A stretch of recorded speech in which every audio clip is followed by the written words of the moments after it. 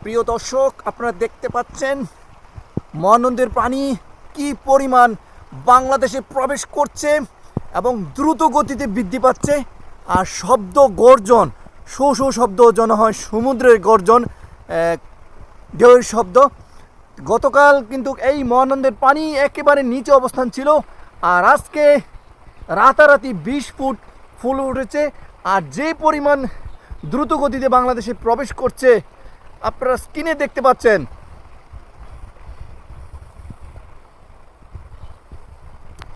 আমি বর্তমানে অবস্থান আছি ডাক বাংলা তেঁতুলিয়ায়।